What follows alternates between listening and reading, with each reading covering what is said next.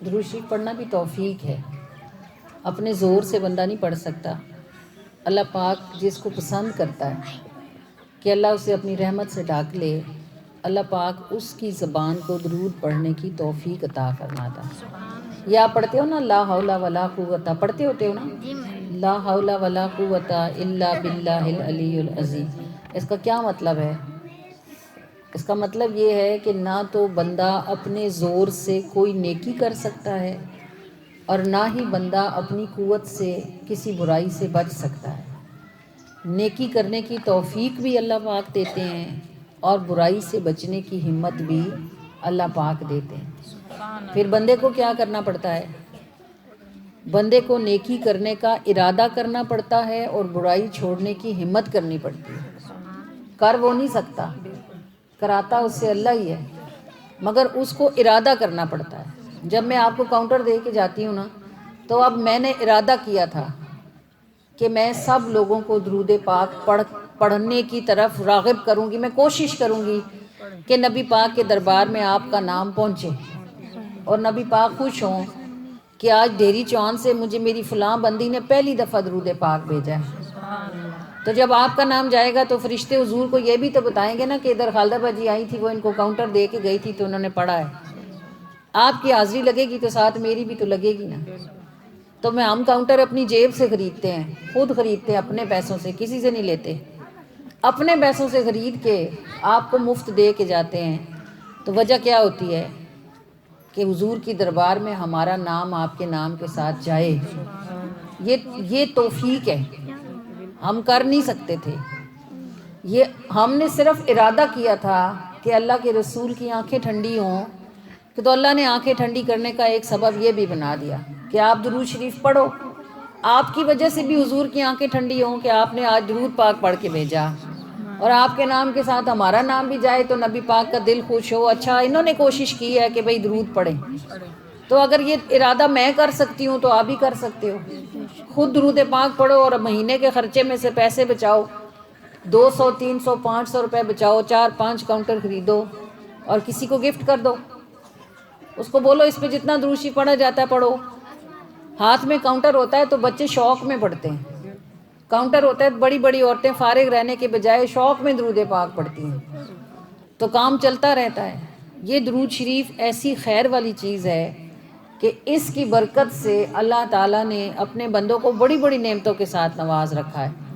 یہ درود پاک جو نبی پاک صلی اللہ علیہ وآلہ وسلم کا ایک بزرگ گزرے ہیں، کثرت سے درود پاک پڑھتے تھے، تو ان کا حال یہ تھا کہ اگر وہ کسی کی ہتھیلی پر پھونک مار دیتے تھے نا، تو اس کی ہتھیلی سے اتنی تیز خوشبو پھونکتی تھی کہ سونگھنے والے کی ناک سے خون آنا شروع ہو جاتا تھا، اور یہ برکت ساری درود پاک کی تھی۔ یہ درود پاک کی برکت سے اللہ تعالیٰ نے جو ہم نعتیں لکھتے ہیں، جو ہم نعتیں پڑھتے ہیں، جو ہم میلاد کرتے ہیں، یہ ساری برکت بھی صرف درود پاک کی ہے۔ اور درود پاک کی برکت سے جو اللہ پاک نے ہمیں ہر سال مدینہ پاک میں حاضری کا سبب بنا رکھا ہے، عمرے کا قافلہ، آپ کو پتہ ہے کہ ہر سال میں عورتوں کو عمرے پہ بھیجتی نہیں ہوں۔ بھیجنا یہ ہوتا ہے کہ میں خود پاکستان میں رہوں اور عورتوں کو ٹکٹ ویزا لگوا کے بھیج دوں، بھیجتی نہیں ہوں میں ساتھ لے کے جاتی ہوں۔ سال میں خود ایک ہی دفعہ جاتی ہوں، لیکن اپنے ساتھ عورتوں کو لے کے جاتی ہوں، اس لیے کہ عورتوں کو نہیں پتہ ہوتا کہ وہاں جا کے کیا کرنا ہے۔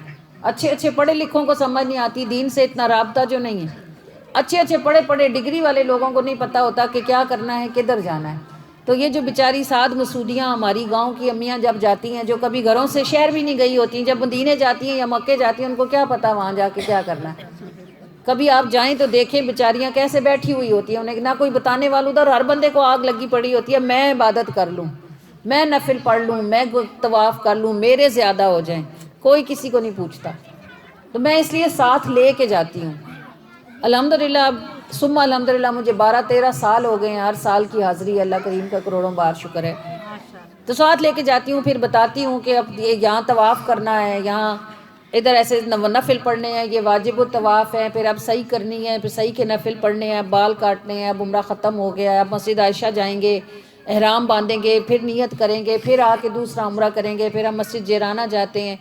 ایک عمرہ مدینے سے واپسی پہ کرتے ہیں، ایک عمرہ پاکستان سے جا کے الحمدللہ 5 7 10 عمرے ہم کرتے ہیں، ثم الحمدللہ کا شکر ہے. اور اپنے ساتھ انتظاری بوڑھی عورتیں جو جاتی ہیں، جو بڑی عمر کی عورتیں ہوتی ہیں، ان سب کو اپنے ساتھ کراتے ہیں، ساتھ رکھتے ہیں. یہ نہیں کرتے کہ ادھر جا کے ہمارا ہوٹل الگ ہے ان کا الگ ہے، نہیں، ہم اپنے ساتھ رکھتے ہیں ان کو. ان کے کھانے پینے کا انتظام ہماری ذمہ داری ہوتا ہے. کمروں میں کھانا پہنچاتے ہیں کہ ان کو باہر نہ جانا پڑے. انہیں کیا پتہ کس دکان سے اٹھانا ہے، کتنے کا اٹھانا ہے. ادھر بھی سارے کاروباری بیٹھے ہوئے ہیں. انہیں آپ کو کیا پتہ کہ یہ 5 ریال ہے، کہ یہ 10 ریال ہے، کہ یہ 20 ریال ہے. یہ تو ہم ہوٹل کے اندر کھانا منگواتے ہیں اور کمروں کے اندر عورتوں کو پہنچاتے ہیں، ساتھ رکھتے ہیں. یہ بھی درود پاک کی برکت ہے، یہ بھی اللہ کی دی ہوئی توفیق ہے. ادھر جا کے لوگوں کو یہی مصیبت ہوتی ہے، ہم زیادہ پھیرے کر لیں. ہم کہتے ہیں عبادت سے خدمت اعلیٰ ہوتی ہے، افضل ہوتی ہے. عبادت کی اللہ کو محتاجی نہیں ہے، لیکن بندوں کو خدمت کی محتاجی ہوتی ہے. الحمدللہ یہ فرج آتی ہیں میرے ساتھ، میں ہوتی ہوں، میری بیٹی ہوتی ہے، یہ ہوتی ہیں. اللہ کا شکر ہے ہمارے ساتھ 3 4 لوگ ہم ایسے ہوتے ہیں جو ہم عورتوں کو بچوں کی طرح دیکھتے ہیں. 2 آگے ہوتی ہیں، 2 پیچھے ہوتی ہیں، میں بیچ میں ہوتی ہوں کہ کوئی ہم سے ادھر ادھر نہ ہو جائے. ادھر اتنا رش ہوتا ہے کہ بندہ ایک بار گم ہو جائے تو 3 دن بعد ملتا ہے. تو ہم بچوں کی طرح انگلی پکڑ کے ساتھ لے کے چلتے ہیں کہ ہمارے سے الگ نہ ہو، ورنہ یہ پریشان ہوں گی، اور یہ پریشان ہوں گی تو اللہ ناراض ہوگا. اور اچھی جگہ پہ اگر اللہ ناراض ہو جائے تو پھر بندے کو نیکی نہیں ملتی، گناہ ملتا ہے. تو ہم بچوں کی طرح پکڑ کے ساتھ لے کے چلتے ہیں. ثم الحمدللہ یہ بھی درود پاک کا صدقہ ہے. ایک کام اور اللہ نے ہمیں کرنے کی توفیق دے رکھی ہے، وہ یہ ہے کہ جب گرمیوں کی چھٹیاں ہوتی ہیں، 2 مہینے بچیاں گھر میں فارغ ہوتی ہیں، ہم 2 مہینے میں بچیوں کو کورس کرواتے ہیں چھوٹا. اس میں ہم بچیوں کو نعت پڑھنا سکھاتے ہیں. جیسے یہ نعت پڑھتی ہیں ایسے یہی سکھاتی ہیں نعت پڑھنا بچیوں کو. دعا کرنا سکھاتے ہیں بچیوں کو، اور دعا چھوٹی چھوٹی حدیثیں یاد کراتے ہیں. جیسے میں بیان کر رہی ہوں ایسے بیان کرنا سکھاتے ہیں. ایک کام یہ میں آپ کو اس لیے بتا رہی ہوں کہ اللہ پاک آپ کو توفیق دے، آپ درود شریف پڑھیں، آپ کاؤنٹر بانٹیں، اللہ آپ کو بھی نصیب کرے. جیسے میرا اللہ ایسے آپ کا بھی ہے، جیسے میرے نبی ہیں ایسے آپ کے بھی. کوئی فرق تھوڑی ہے، بس اتنا سا فرق ہے کہ ہم نے ارادہ کیا نبی کا دل خوش کریں. اللہ آپ کو بھی توفیق دے، آپ نبی کا دل خوش کرنے کا ارادہ کریں. آپ کریں گے اللہ آپ سے بھی اتنا ہی راضی ہوگا. ایک کام ہم یہ کرتے ہیں کہ اعتکاف جب رمضان آتا ہے نا تو آخری 10 دن رمضان کے ہمارے پاس عورتیں اعتکاف بیٹھتی ہیں. ہماری پوری کلاس ہوتی ہے 10 دن کی، تو اس میں 25 30 40 بس ہمارا اصل میں ہال چھوٹا ہے، اتنا بڑا نہیں ہے، تو ہم 20 30 سے زیادہ لوگ نہیں لیتے ہیں، اتنی ہوتی ہیں ہمارے پاس. تو 22 30 کے قریب خواتین ہوتی ہیں. پھر ہم ان کی سحری افطاری سب ہماری ذمہ داری ہوتی ہے. پھر ہم ان کو یہ سب چیزیں کمروں میں پہنچاتے ہیں، سب کچھ بنا کے سحری کرواتے ہیں، افطاری کرواتے ہیں. اس سال ایسے ہوا کہ ہمارے ساتھ اعتکاف میں پنڈی سے ہماری ایک درس کی ہیں، پنڈی سے آئیں ہمارے ساتھ بیٹھنے کے لیے. ان کے ساتھ ان کی چھوٹی بچی تھی، کوئی 8ویں کلاس میں پڑھتی ہوگی، وہ سب سے چھوٹی تھی. ہم 28 30 لوگ تھے اعتکاف کے سارے، تو وہ سب سے چھوٹی تھی. میں نے ان سے پوچھا یہ بہت چھوٹی ہے، بیٹھ جائے گی 10 دن کمرے کے اندر بیٹھنا، دن رات عبادت کرنا، روزہ بھی رکھنا مشکل ہوتا ہے. انہوں نے کہا یہ گھر میں اکیلی تھی، میں اسے کہاں چھوڑ کے آتی، اس کے بھائی بھی جاب کرتے ہیں، ابو بھی جاب کرتے ہیں، تو میں ساتھ لے آئی ہوں. اب آ گئی ہے تو نیت کر لیتی ہے، پھر اگر بیٹھی تو بیٹھ ہی جائے گی. وہ چھوٹی بچی بھی ہمارے ساتھ اعتکاف میں بیٹھ گئی. تو الحمدللہ اعتکاف میں تو ظاہر ہے آپ کو پتہ ہے صرف نفل ہی پڑھنے ہوتے ہیں، درود پاک پڑھنا ہوتا ہے، قرآن پڑھنا ہوتا ہے. دنیا کی کوئی بات تو ہوتی نہیں، سارا دن عبادت ہی ہوتی ہے الحمدللہ. اور راتیں جو ہوتی ہیں ساری جاگنے والی ہوتی ہیں، تو رات کے آخری حصے میں پھر ہم دعا میلاد ہوتا ہے، دعا ہوتی ہے. اس بچی نے مجھے بتایا، چھوٹی بچی نے، وہ ایک دن دعا ہو رہی تھی، دعا کے بعد پھر اس کی کوئی اپنی کیفیت ہو گئی. پھر بعد میں اس نے ہمیں بتایا، وہ کہنے لگی کہ 24ویں رات جب رمضان شریف کی تھی، جس رات میں ہم 24ویں رات کو جاگ رہے تھے، تو اس نے مجھے کہا، میرے پاس اس کی امی اسے لے کے آئیں. انہوں نے کہا یہ کوئی کچھ عجیب بات کرتی ہے، آپ سنیں یہ کیا کہہ رہی ہے. تو میں نے اس کو کہا کیا بات ہوئی ہے. نور العین اس کا نام تھا. میں نے کہا نور العین کیا بات ہے. تو وہ اس کے آنسو رکتے نہیں تھے، رو رہی تھی. کہنے لگی آنٹی میں نے کسی کو دیکھا ہے اور ان کے یہاں ایک رگ تھی اس جگہ. اس نے کہا یہاں جنہیں میں نے دیکھا ان کی دونوں بھویں مل رہی تھیں اور ادھر ایک رگ ان کی بہت نمایاں تھی. تو اگر کبھی آپ نے سنا یا پڑھا ہو تو رسول اللہ صلی اللہ علیہ وآلہ وسلم کے حلیے مبارک میں یہ لکھا ہوا ہے کہ آپ کی ایک رگ تھی یہاں دونوں بھووں کے درمیان. اس رگ کو اعلیٰ حضرت اللہ رحمت الرحمان اپنا جو سلام لکھتے ہیں نا، وہ رگ ہاشمیت لکھتے ہیں اس کو. اس رگ ہاشمیت پہ لاکھوں سلام. تو اس نے مجھے کہا میں نے کسی صاحب کو دیکھا ہے، وہ سفید کپڑوں میں تھے، اور مجھے باقی تو ان کا چہرہ یاد نہیں ہے، لیکن مجھے یہ یاد ہے کہ ان کی یہ جو 2 بھویں ہیں نا، ان کے بیچ میں ایک رگ تھی آنٹی. تو میں نے اس کا منہ چوم لیا. میں نے کہا تم نے تو حضور علیہ الصلوۃ والسلام کو دیکھا ہے، کیسے دیکھا ہے بتاؤ. وہ کہنے لگی جب آپ 24ویں رات میں جب آپ دعا کروا رہی تھی نا تو میں نے دیکھا کہ آپ کے سامنے 7 لوگ بیٹھے ہوئے ہیں سفید لباس میں، ایک بیچ میں ہیں، 3 ایک طرف ہیں اور 3 دوسری طرف ہیں۔ تو وہ کہنے لگی وہ جو بیچ میں ہے نا آپ ان کے سامنے بیٹھی ہوئی ہیں اور وہ مسکرا رہے ہیں اور آپ ان سے کچھ کہہ رہی ہیں۔ یہ بیچ والے صاحب جو تھے یہ انہی کی رگ جو تھی وہ اس نے دیکھی تھی کہ ان کی رگ ہے، اس نے مجھے کہا وہ آپ ان سے کچھ کہہ رہی تھیں اور وہ سن کے مسکرا رہے تھے، پھر جب آپ دعا کر رہی تھی تو وہ ہماری دعا کو سن رہے تھے۔ پھر اس نے کہا جب آنٹی ہم سلام کے لیے کھڑے ہوئے نا تو ہمارے جو دلوں میں سے نا کچھ نور سا نکلا، تو جو 3 لوگ اس طرف تھے اور 3 لوگ اس طرف تھے ان کے ہاتھوں میں تھال تھے، انہوں نے ہمارے دلوں سے نکلنے والے وہ نور اس تھال میں رکھے اور ان صاحب کو دیے جو بیچ میں تھے، یعنی رسول اللہ کو پیش کیے۔ اور کہنے لگی پھر جب آپ سلام پڑھ رہی تھی نا وہ ہمارے ساتھ سلام میں کھڑے ہوئے تھے، جب آپ نے سلام پڑھ کے ختم کیا تو پھر آپ نے ان کو ایک گلدستہ دیا ہے، اس میں رنگ برنگے پھول ہیں، اور وہ کہنے لگی جو میں نے گلدستہ دیا ہے نا ان کو اس میں صرف گلاب ہے، اور وہ 12,000 گلاب تھے جو میں نے ان کو پیش کیے ہیں۔ تو ہم نے یعنی پھر اس نے کہا پھر کوئی دھواں سا ہوا یا کوئی روشنی سی ہوئی تو میری ایک دم آنکھ کھل گئی، جب آنکھ کھلی تو مجھے پتہ چلا کہ یہ سب کچھ تو میں دعا میں دیکھ رہی تھی۔ تو وہ جو 12,000 پھولوں کا گلدستہ اس نے پیش کیا تھا نا، وہ جب ہم نے اس کے کاؤنٹر پہ چیک کیا تو اس نے 12,000 درود پاک پڑا ہوا تھا۔ اور جو مجھے وہ کہہ رہی تھی کہ آپ نے رنگ برنگے پھولوں کا گلدستہ دیا ہے، تو جب میں دعا کرتی ہوں تو میں پوری محفل کا ہدیہ لے کے دعا کرتی ہوں نا، تو کسی کا درود تھا، کسی کا قرآن تھا، کسی کا کلمہ تھا، کسی کی صلاۃ و تسبیح تھی، وہ ساری چیزیں تھیں جو اس نے رنگ برنگے پھول دیکھے تھے۔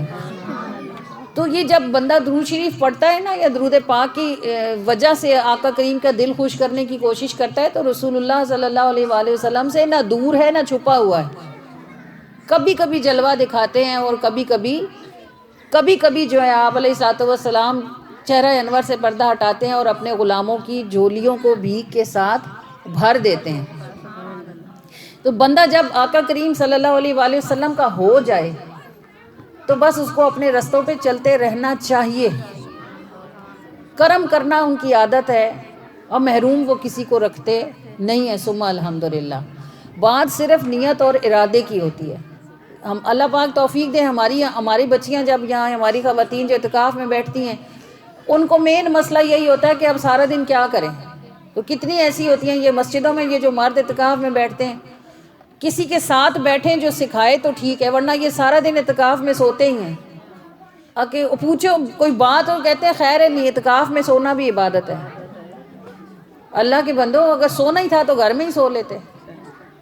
سونا تو مسجد نبوی میں کوئی نہیں سونے دیتا۔ کوئی صاحب تھے مسجد نبوی میں، وہ ہمیشہ مسجد نبوی میں جاگتے رہتے تھے اور کسی کو سوتے دیکھتے تھے تو اس کو پاؤں سے ٹھڈا مار کے اٹھاتے تھے، کہتے تھے اٹھ کے جا کے ہوٹل میں سو۔ کسی نے ان سے پوچھا آپ خود بھی نہیں سوتے، اوروں کو بھی نہیں سونے دیتے؟ انہوں نے کہا میں ایک دن مسجد نبوی میں سویا ہوا تھا تو رسول اللہ صلی اللہ علیہ وآلہ وسلم تشریف لائے اور آپ نے مجھے پاؤں سے ٹھڈا مار کے اٹھایا اور کہا اٹھ، یہ سونے کی جگہ نہیں ہے، سونا ہے تو جا کے گھر میں سو۔ بغیر اعتکاف کے بھی وہاں سونے کی اجازت حضور نے نہیں دی۔ تو اعتکاف تو اللہ کا خاص ملک ہوتا ہے، اللہ کا خاص شہر ہوتا ہے جس میں بندہ جاتا ہی عبادت کی نیت سے۔ اللہ پاک آپ کو بھی نصیب کرے کہ آپ رمضان میں، اور یہ ایسی عبادت ہے جس کو بس یہ 10 ہی دنوں کے لیے خاص ہوتی ہے اور اس کی برکتیں اسی کو سمجھ آتی ہیں جو مسلسل اعتکاف کرتا ہے۔